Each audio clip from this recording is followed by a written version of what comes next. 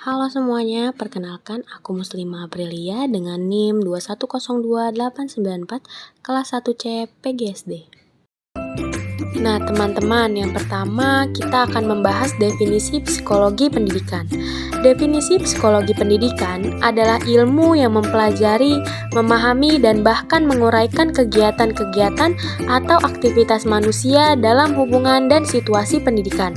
Contoh misalnya, cara bagaimana agar menarik perhatian agar dapat dengan mudah dapat diterima oleh peserta didik, dan bagaimana cara belajar mengajar yang baik, dan masih banyak lagi contoh yang lainnya.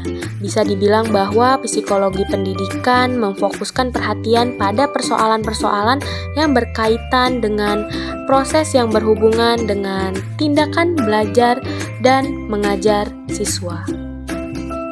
Selanjutnya, sejarah psikologi pendidikan. Kemajuan psikologi pendidikan berawal pada abad ke-20 yang ditandai oleh adanya penelitian-penelitian psikologi yang memberikan dampak besar terhadap teori-teori dan praktek pendidikan.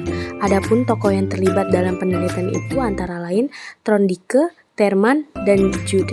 Aliran psikologi yang meningkat pada permulaan abad ke-20 ini mempelajari perilaku dan proses belajar dari sudut pandang yang berbeda yang berpengaruh terhadap perkembangan teori dan praktek pendidikan. Aspek dan tugas perkembangan anak. Aspek perkembangan anak yaitu yang pertama ada fisik dan motorik. Fisik dan motorik adalah segala sesuatu yang berhubungan dengan perkembangan tubuh. Lalu ada nilai agama dan moral. Setiap anak, terutama di Indonesia, selalu dibesarkan dengan nilai-nilai agama. Lalu ada kognitif. Aspek kognitif berhubungan erat dengan akal pikiran. Pertumbuhan di era ini sangat luas, tidak hanya di sekolah tetapi juga dari permainan-permainan yang mengajak si kecil berpikir. Lalu ada sosial emosional. Pada aspek tahap ini, perkembangan yang satu ini sangat terkait erat dengan pengenalan diri dan orang-orang di sekitarnya. Lalu ada tugas perkembangan anak.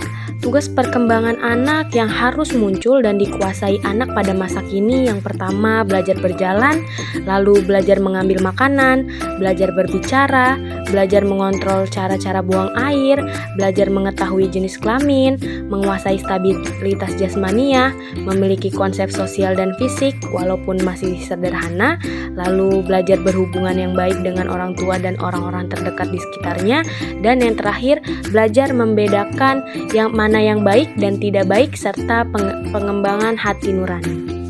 Definisi dan ragam pendekatan belajar. Nah, selanjutnya kita akan membahas tentang definisi pendekatan belajar. Definisi pendekatan pembelajaran adalah ide atau prinsip cara memandang dalam menentukan kegiatan pembelajaran. Artinya, pendekatan merupakan landasan berpikir atau filosofi dalam menentukan pembelajaran. Lalu ragam pendekatan belajar. Ragam pendekatan belajar ada 8. Yang pertama pendekatan kontekstual, lalu ada yang kedua pendekatan konstruktif, yang ketiga pendekatan dedukatif, yang keempat pendekatan induktif, yang kelima pendekatan pemecahan masalah, yang keenam ada pendekatan open-ended, yang ketujuh ada pendekatan proses, lalu yang terakhir ada pendekatan saintifik. Teori-teori belajar. Belajar tuh apa sih?